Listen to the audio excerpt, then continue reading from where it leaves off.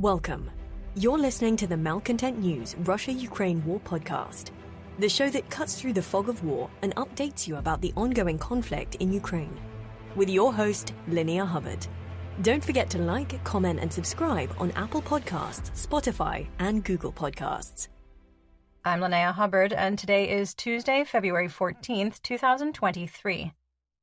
It's been 3,275 days since Russia occupied Crimea on February 27, 2014, and 356 days since the large-scale invasion of Ukraine began. Today's podcast looks at what happened yesterday in the Russia-Ukraine war. The Malcontent News Russia-Ukraine War Report is compiled by our team from around the world.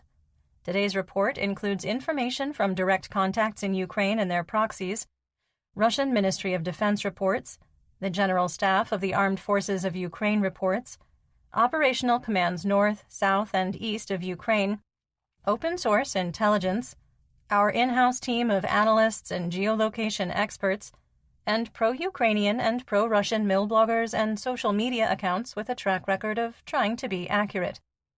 We have one mission: to report the truth, because the truth matters.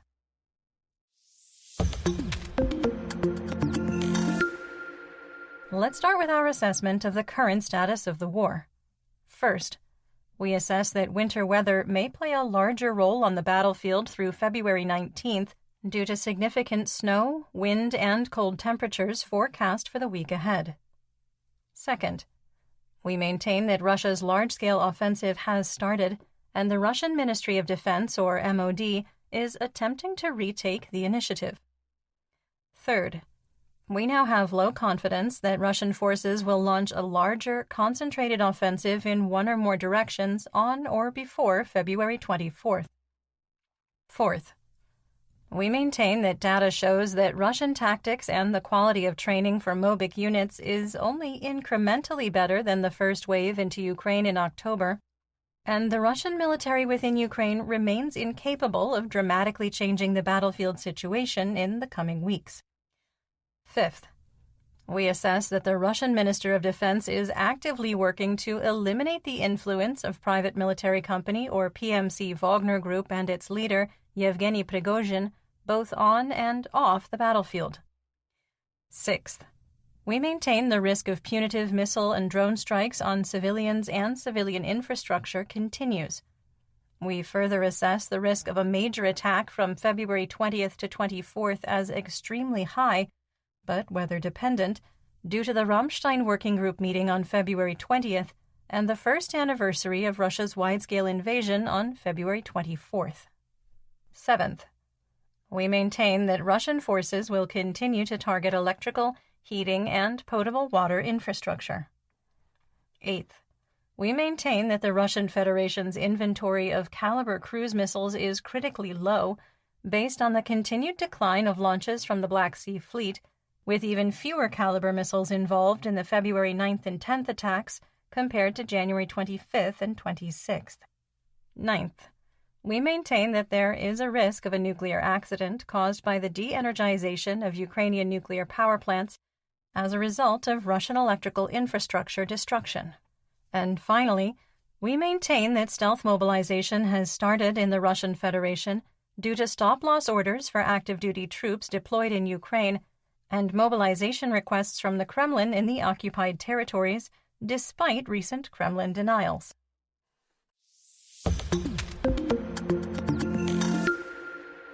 Let's get some regional updates, starting with the Donbas region in Luhansk.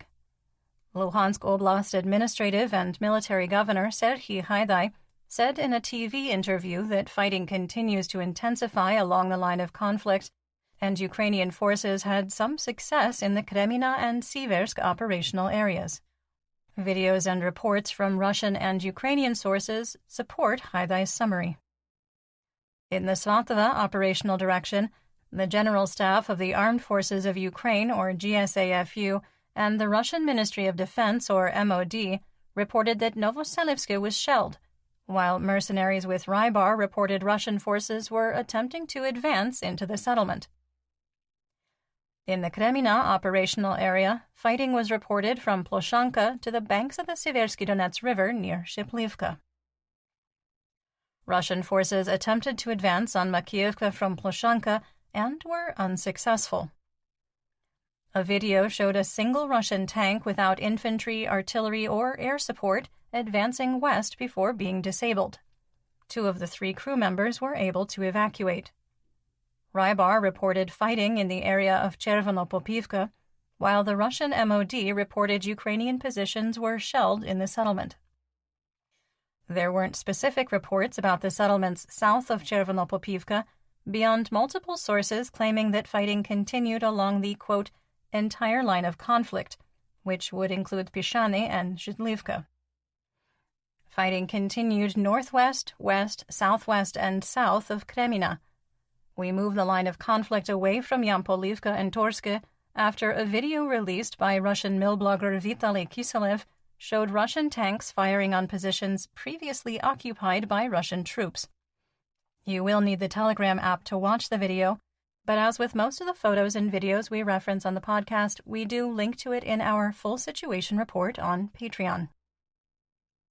Russian propagandist Rodion Maroshnik stated Ukrainian forces had increased artillery activity, writing, quote, arrivals on the line of contact in the Kremina area are difficult to count, end quote.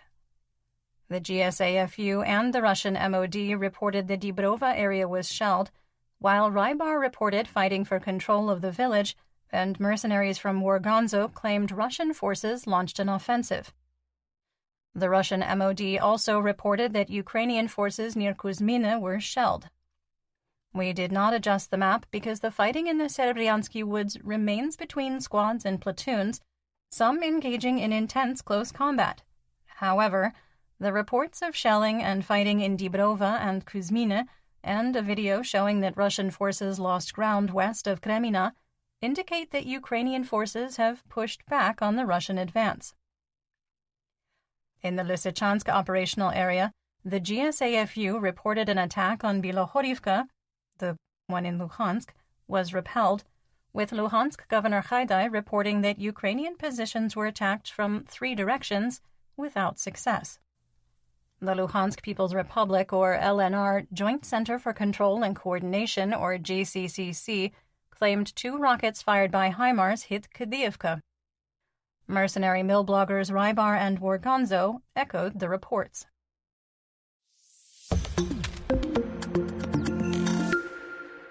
In northeast Donetsk, in the Siversk operational area, a small group of Russian troops supported by a tank attempted an advance along the railroad tracks from Bilohorivka, the one in Donetsk, to Vyimka, suffered heavy losses, and retreated to their defensive lines without the tank.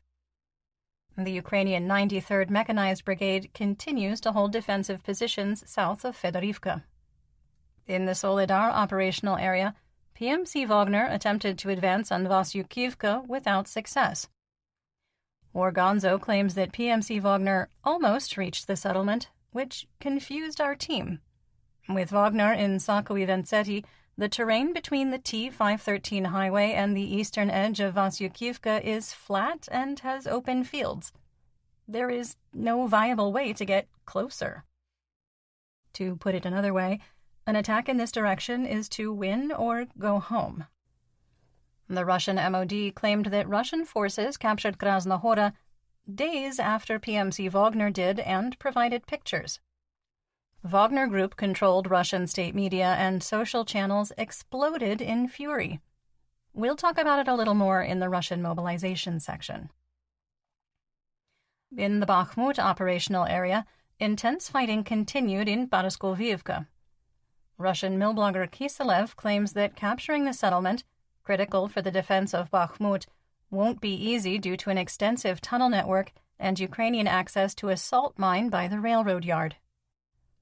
Russian forces remain 1 kilometer north of the M3 highway, and claims by some Russian mill bloggers that Paraskovivka is encircled are false. However, the situation remains fluid. Intense fighting in the northern, eastern, and southern regions of Bakhmut continued. There weren't any claims of territorial changes in the city's northern, northeastern, eastern, or southeastern areas. A Russian misinformation campaign has started that Ukrainian forces are actively withdrawing from the city and only one brigade remains. Some assessment here. The GSAFU would have a plan for withdrawal, as would any competent military, but we haven't observed any key triggers that would force Ukraine to withdraw. Those triggers include Russian forces reaching the Bakhmutovka River or the capture of Yehidne or Ivanivske. It would be naive to believe that political decisions don't influence the battlefield. Still, Ukraine is just as invested in holding Bakhmut past February 24th as Russia is in its effort to capture it. PMC Wagner claims that in the southern part of Bakhmut, their mercenaries advanced to the Mariupol cemetery, where fighting is ongoing. We can't verify their claim, but we adjusted the map. Wagner initially reported an Su-24 multi-role fighter plane, the same one that Prigozhin claims he flew a battle sortie in as a navigator, was shot down over Bakhmut. Prigozhin later denied the claim, telling his media arm that the aircraft was hit by anti-aircraft fire, but was able to return to base and is already undergoing repairs. It is the third Russian aircraft shot down or damaged in the last 3 days. In the Kostiantynivka operational direction, satellite images from Maxar and shared by Deep State confirmed that our map adjustments made on February 12th using the Terra Unit video and terrain analysis of the areas south of Ivanivske and east of Stupochki were accurate. The image taken on February 13th clearly showed where Ukrainian and Russian defense lines are and no man's land. It also provided evidence that the T-504 highway bridge over the Siversky Donets-Donbass Canal was destroyed by Russian artillery or bombing. Fighting continued south of Ivanivske and west of Klishchiivka. Ukraine has stabilized the defensive lines and continues to protect the T-504 highway ground line of communication, called a GLOC, that's a supply line. Some assessment. Although this is another positive assessment day, we maintain that the Russian MOD and PMC Wagner are committed to capturing Bakhmut at all costs. Russian forces shelled Liman west of Slovyansk, causing heavy damage in civilian areas. In Druzhivka, Donetsk Oblast administrative and military governor Pavlo Kirilenko reported that the hospital was hit by rockets, causing significant damage, with no injuries reported.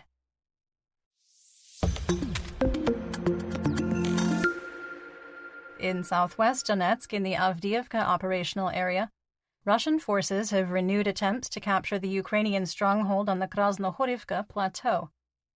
A satellite image showed the results of multiple failed attacks in the area, with the approaches from Novoselivka Druha and Vesele, the small village north of Avdiivka, pocked with craters.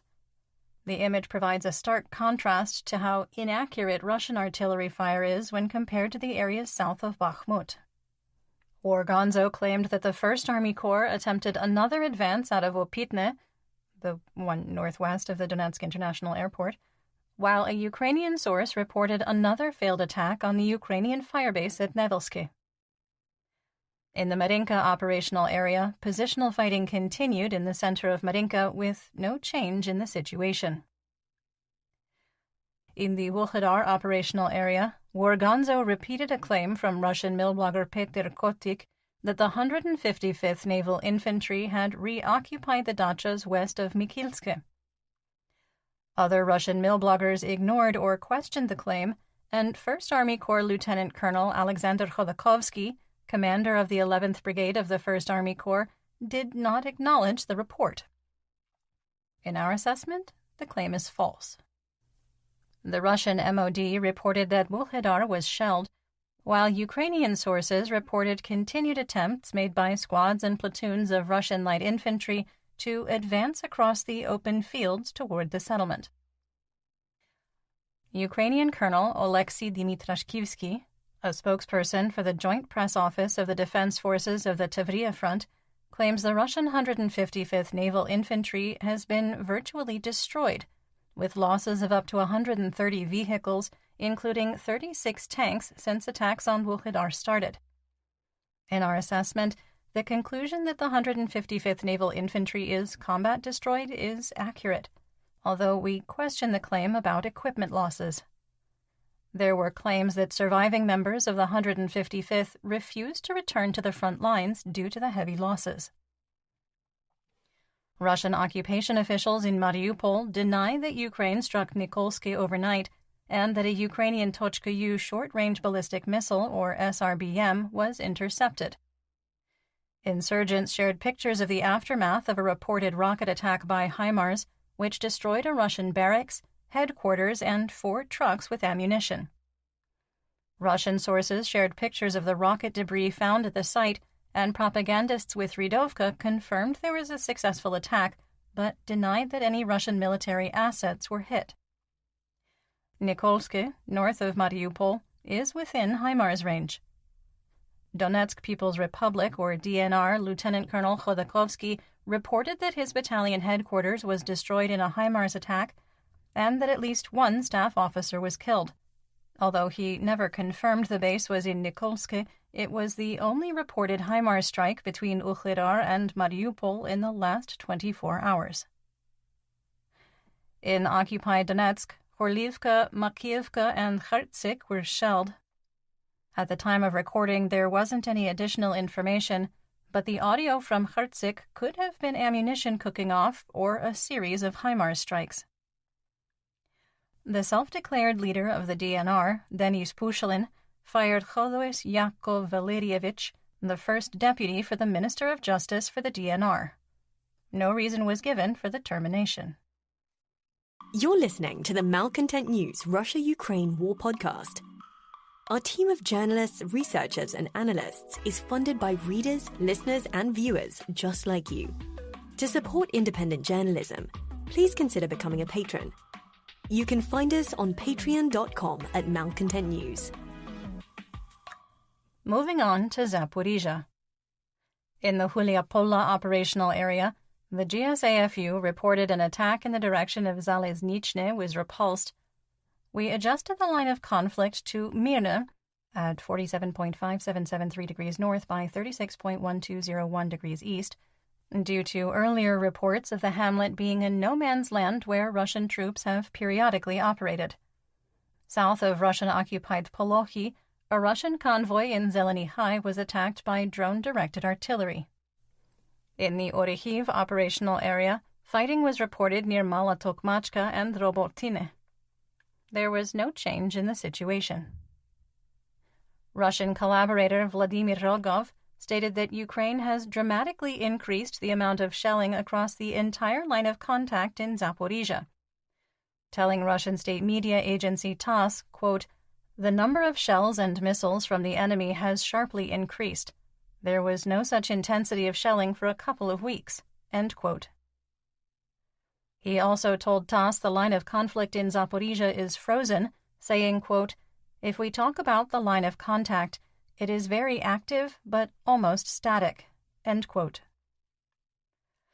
At the Zaporizhia nuclear power plant, Petr Kotin limited the validity of licenses for the operation of the reactors after meeting with the State Atomic Energy Regulatory Commission.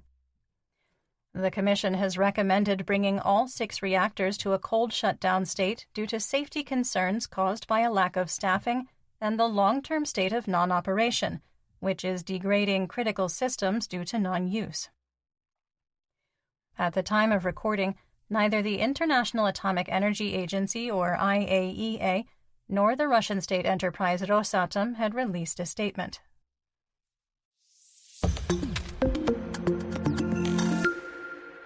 In the Black Sea, Crimea, Mykolaiv, and Odessa region, Operational Command South, or OCS, reported there are 16 vessels of the Black Sea Fleet on patrol, including 1 frigate and 2 Kilo-class submarines capable of launching up to 16 caliber cruise missiles. There are also reports of increased Russian reconnaissance drone activity, indicating another wave of missile attacks is being planned. In western and central Ukraine, Russian and Ukrainian forces traded artillery strikes across the Dnipro River. Russian forces carried out 54 fire missions, 13 on the city of Kherson, killing 2 and wounding 3. The Yuvoleny Concert Hall was shelled in Kherson, along with the seaport and residential areas. A factory was also shelled, killing the security guard. In north and northeast Ukraine, in the Sumy Oblast, 94 mortars struck the hromadas of Bilopilia, Yunakivka, Miropilia, Esman, Krasnopilia, Khlukhiv, and Shalikhin. Additionally, drone-delivered IEDs were dropped on Krasnopilia and Velika Pisarivka. There was no damage or casualties reported. In the Dvorichna operational area in Kharkiv, the GSAFU reported the area of Dvorichne was shelled. There really aren't that many places, quote, in the area of, that wouldn't be Dvorichne itself. The GSAFU also reported successfully repelling an attack on Khyanikivka, validating our assessment based on a February 12th Rybar report that the earlier capture claim by the Russian MOD was overstating the situation. On top of that, the Russian MOD reported that the settlement was shelled, adding additional evidence that it is partially or fully under Ukrainian control. On the Russian front, Rybar claimed the border villages of Alexeyevka in Kursk and Krasno in Bilgorod were shelled. However, there was no mention of shelling in Krasno on the Bilgorod social media channels and news sites we follow.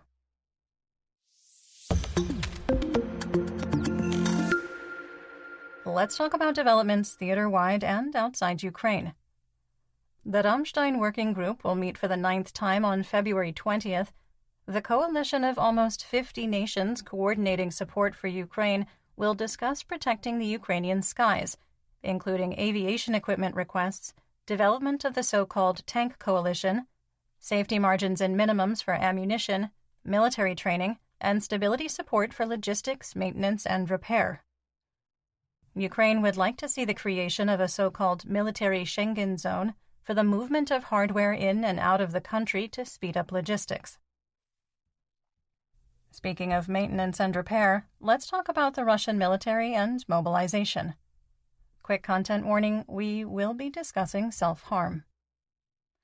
Police Major General Vladimir Makarov, the former deputy head of the main directorate of the Ministry of Internal Affairs of the Russian Federation for combating extremism, died by suicide in his home near Moscow.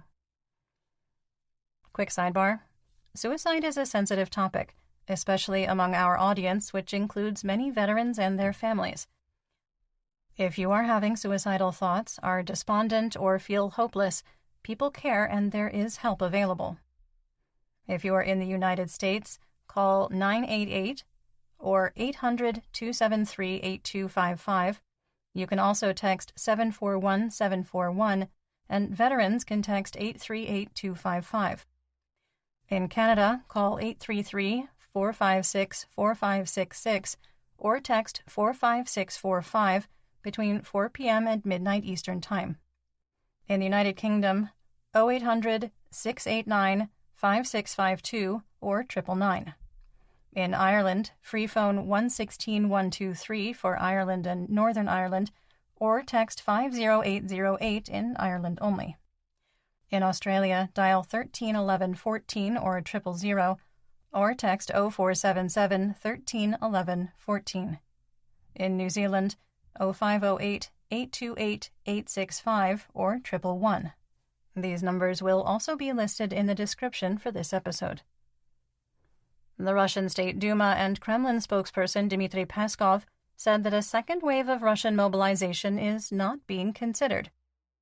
But with the September 21st partial mobilization decree still in effect, including the current total stop-loss order of Russian troops in Ukraine and continued recruitment from penal colonies, stealth mobilization has been going on for months.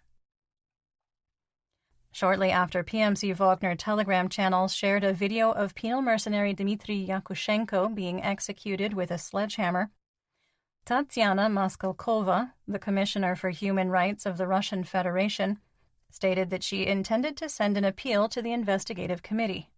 She wanted the video authenticated, adding, quote, "Extrajudicial executions are unacceptable," end quote. This starkly contrasts with the December sledgehammer execution of a Wagner mercenary, which was supported by members of the Russian government and praised by state media.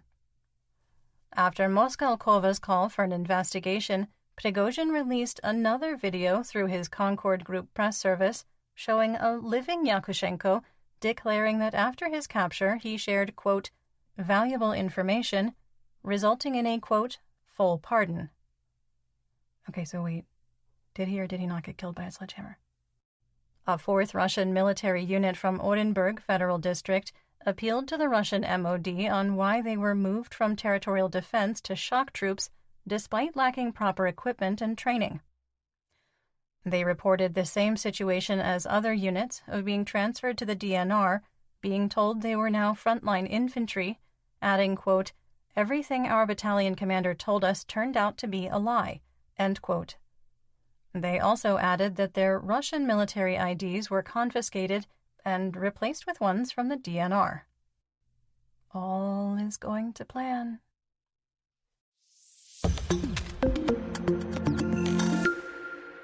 In geopolitical news, Maia Sandu, Prime Minister of Moldova, held a press conference outlining the Kremlin's plans to destabilize and overthrow her government through violence, kidnapping, and staged protests. Sandu said, quote, this is a short-term plan that involves sabotage involving persons with military training disguised as civilians. They are planning violent actions, including attacks on some state institutions and taking hostages. End quote. Sandu added that an attempt to seize power in Chisinau is being prepared under the guise of peaceful protests. The security services of Moldova are preparing for potential provocations and are working to maintain civil order and identify bad actors. In economic news, the ruble held at 74 for $1, but is drifting towards a worse exchange rate as demand destruction continues. WTI and Brent crude were mixed, with West Texas Intermediate unchanged at $79 and Brent rising to $86 a barrel. Russian Urals crude was unchanged, with an official price of $58 a barrel, but continuing to sell well below market price due to sanctions and discounting to support illegal trade. United States wholesale RBOB gasoline on the spot market was flat, rising 2 whole cents to $2.50 a gallon or 65 cents a liter.